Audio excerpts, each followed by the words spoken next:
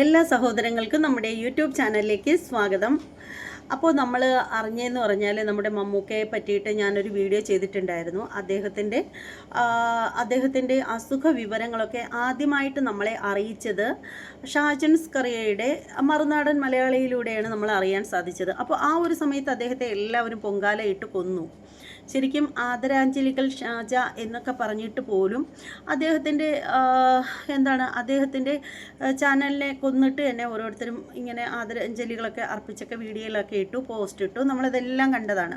ശരിക്കും പറഞ്ഞിട്ട് ഇപ്പോൾ എന്നിട്ട് എന്താ ആയത്? അപ്പോൾ പലരും ചോദിച്ചു, ഷാജൻ സ്കറിയ എങ്ങനെയാണ് ഈ വാർത്ത ഇത്ര ക്ലിയർ ആയിട്ട് അറിഞ്ഞതെന്ന്. അതിൻ്റെ വ്യക്തതയും അയാൾ തന്നെ അയാളുടെ ചാനലിൽ പറഞ്ഞിട്ടുണ്ടായിരുന്നു. ഒരു വരുൺ എന്ന് പറയുന്ന ഒരു ആളുടെ ആ ഒരു കുറിപ്പും അയാൾ ആ ഒരു വീഡിയോയിലൂടെ കാണിക്കുകയും ചെയ്തിട്ടുണ്ടായിരുന്നു. അപ്പോഴും പലരും ചോദിച്ചു, മമ്മൂക്കയ്ക്ക് ഇല്ലാത്ത അസുഖങ്ങളൊക്കെ ഈ പുള്ളിക്കാരൻ ഉണ്ടാക്കിയത് എന്തിനാണ് എന്നൊക്കെ പറഞ്ഞിട്ടുള്ള പല തരത്തിലുള്ള കമൻറ്റുകളും കാര്യങ്ങളും ഒക്കെ നമ്മളെല്ലാവരും കണ്ടതാണ്. വീഡിയോകളിലൂടെയും പലരും റിയാക്ഷൻ വീഡിയോകളിലൂടെയും ഒക്കെ ഷാജൻ സ്കറിയെ പൊങ്കാല ഇട്ടുകൊണ്ടേയിരുന്നു. അപ്പോൾ ഷാജൻ സ്കറിയ എന്ന് പറയുന്ന യൂട്യൂബ് ചാനലല്ല, ഷാജൻ സ്കറിയ എന്ന് പറയുന്ന ആ ഒരു മാധ്യമ പ്രവർത്തകന് ഒരുപാട് ശത്രുക്കളുണ്ട്. അതുപോലെ തന്നെ അയാളെ ഇഷ്ടപ്പെടുന്നതും ഒരുപാട് ആളുകളുണ്ട്.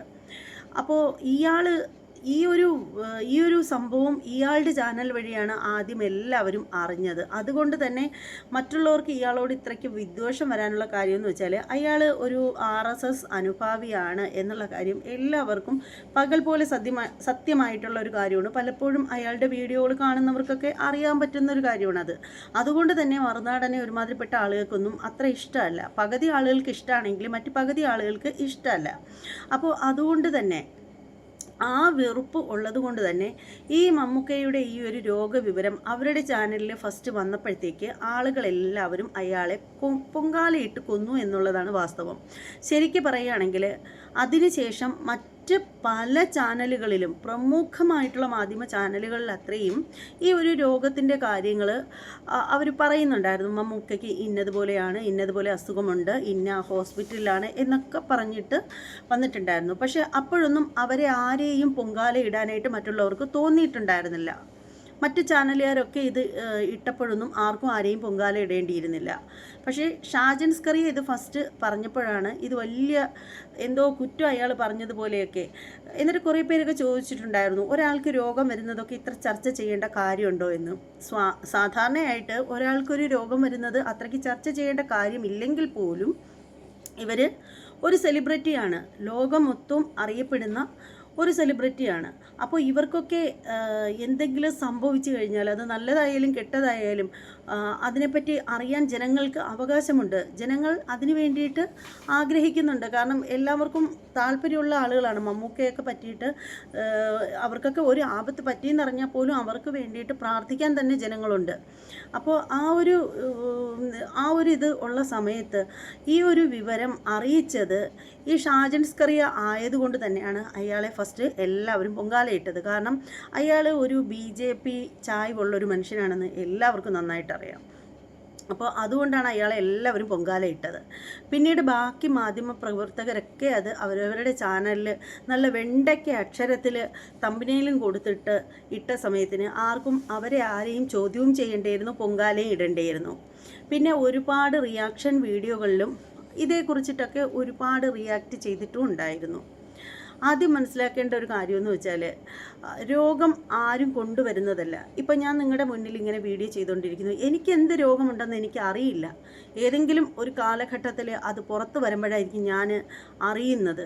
പിന്നെ മമ്മൂക്കയെ പോലെ ഒരാളെന്ന് വെച്ചാൽ ശരീരമൊക്കെ വളരെ ശ്രദ്ധയോടുകൂടി കൈകാര്യം ചെയ്യുന്ന ഒരു വ്യക്തിയാണ്. ഒരു പക്ഷേ അതുകൊണ്ടായിരിക്കാം അദ്ദേഹത്തിന് ഇതിൻ്റെ ആരംഭഘട്ടത്തിൽ തന്നെ അറിയാൻ സാധിച്ചത്. നേരെ മറിച്ച് നമ്മളൊക്കെ ആണെങ്കിലുണ്ടല്ലോ, ഒരു ആരോഗ്യ കാര്യത്തിലും യാതൊരു വിധ ചിട്ടയുമില്ല, ശ്രദ്ധയുമില്ല. അതുകൊണ്ട് തന്നെ നമുക്കൊക്കെ എന്തെങ്കിലും അസുഖം വന്നാൽ പോലും നമ്മളാരും പെട്ടെന്ന് അറിയത്തില്ല. അപ്പോൾ എന്തായാലും അദ്ദേഹത്തിന് ഈ ഒരു അസുഖം ഉണ്ട് എന്ന് പലരും പറഞ്ഞു മാധ്യമങ്ങളൊക്കെ റിപ്പോർട്ട് ചെയ്ത ആ ഒരു സമയത്ത് ലാലേട്ടൻ എതിർത്ത് സംസാരിക്കുന്ന ഒരു വീഡിയോ ഞാൻ കണ്ടിട്ടുണ്ടായിരുന്നു. ഒരു സെക്കൻഡേ ഉണ്ടായിരുന്നുള്ളൂ. ആരാ പറഞ്ഞത്, നിങ്ങളൊക്കെ എന്തിനാ വെറുതെ ആവശ്യമില്ലാത്തത് പറയുന്നത്, അങ്ങനൊന്നുമില്ല എന്നൊക്കെ പറഞ്ഞിട്ട് ലാലേട്ടൻ പറയുന്ന ഒരു വീഡിയോ ക്ലിപ്പ് ഞാൻ കണ്ടിട്ടുണ്ടായിരുന്നു. പക്ഷേ ആ ലാലേട്ടൻ തന്നെ പിന്നീട് മമ്മൂക്കയ്ക്ക് വേണ്ടിയിട്ട് ശബരിമല ക്ഷേത്രത്തിൽ വ്രതം അനുഷ്ഠാനത്തോടു കൂടി പോയി അവിടെ ഉച്ചപൂജയൊക്കെ നടത്തിച്ചു. അങ്ങനെ ഒക്കെയുള്ള സംഭവങ്ങളൊക്കെ ഉണ്ടായി. പിന്നീട് അവസാനം ആ ഒരു റെസിപ്റ്റൊക്കെ നമ്മളെല്ലാവരും കണ്ടതാണ്. മുഹമ്മദ് കുട്ടി, വിശാഖം നക്ഷത്രം, ഉഷപൂജ എന്നൊക്കെ പറയുന്ന ആ ഒരു റെസിപ്റ്റ്. ശരിക്കും ഉഷപൂജ നടത്തുന്നത് എന്തിനാണെന്ന് വെച്ചാൽ സർവ്വ ഐശ്വര്യത്തിന് വേണ്ടിയിട്ടും അതുപോലെ ആരോഗ്യ സൗഖ്യത്തിന് വേണ്ടിയിട്ട്, അതായത് രോഗാവസ്ഥയിൽ നിന്നൊക്കെ മോക്ഷം കിട്ടാൻ വേണ്ടിയിട്ട് അങ്ങനെയൊക്കെ നടത്തുന്ന ഒരു വഴിപാടാണത്. അപ്പോൾ അത് ലാലേട്ടൻ അവിടെ പോയി നടത്തി. മമ്മൂക്കയ്ക്ക് വേണ്ടി നടത്തി. പിന്നീട് മമ്മൂക്കയുടെ നെറ്റിയിൽ ആ പ്രസാദം കൊണ്ടു ചെന്ന് ഇട്ടുകൊടുത്തു എന്നൊക്കെ പറഞ്ഞിട്ടൊക്കെയുള്ള ന്യൂസുകളൊക്കെ വന്ന് കിടക്കുന്നതൊക്കെ നമ്മൾ കണ്ടതാണ്.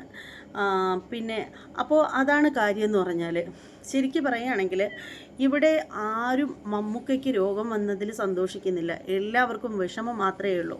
ശരിക്കും ഈ ഒരു പുണ്യദിനം എന്ന് പറഞ്ഞാൽ മറ്റൊന്നുമല്ല, ഈ ഒരു റംസാൻ നൊയമ്പ് പിടിച്ച് ആളുകൾ വ്രതശുദ്ധിയോടുകൂടി കഴിയുന്ന ഈ ഒരു സാഹചര്യത്തിൽ മമ്മൂക്കയ്ക്ക് രോഗം വന്നു എന്ന വാർത്ത മറ്റുള്ളവർ അറിയുന്നത് കൊണ്ട് മറ്റ് കുഴപ്പങ്ങളൊന്നുമില്ലെന്ന് ആദ്യം മനസ്സിലാക്കൂ. എല്ലാവരുടെ പ്രാർത്ഥനയിലും അദ്ദേഹം ഉൾപ്പെടും എന്നുള്ള കാര്യത്തിൽ 100% ഉറപ്പാണ്.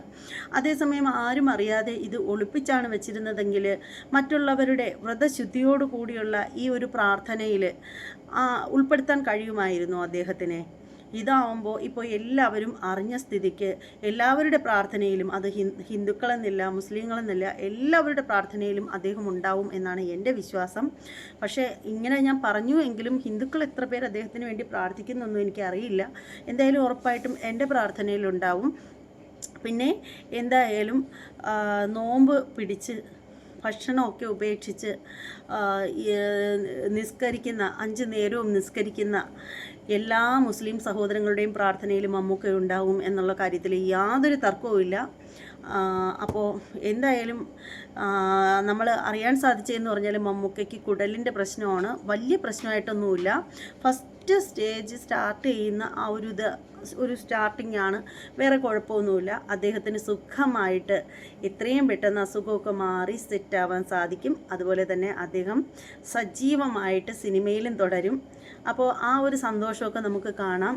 അദ്ദേഹം എപ്പോഴും നമുക്ക് ഒപ്പം തന്നെ ഉണ്ടാവും എന്ന് തന്നെ എല്ലാവരും വിശ്വസിക്കുക. ഒരു പ്രശ്നവും അദ്ദേഹത്തിന് ഉണ്ടാവില്ല. ഈ ഒരു റംസാൻ മാസത്തിൽ ലക്ഷക്കണക്കിന് മനുഷ്യരുടെ പ്രാർത്ഥന, അത് ഒരു നേരത്തെ പ്രാർത്ഥനയല്ല. അവരൊക്കെ എപ്പോഴൊക്കെ നിസ്കരിക്കുന്നുവോ, എപ്പോഴൊക്കെ പ്രാർത്ഥിക്കുന്നുവോ, അപ്പോഴൊക്കെ അവരുടെ പ്രാർത്ഥനയിൽ മമ്മൂക്ക ഉണ്ടാവും. അദ്ദേഹത്തിന് ദീർഘായുസ് കിട്ടും. ഒരു പ്രശ്നവും അദ്ദേഹത്തിനുണ്ടാവില്ല.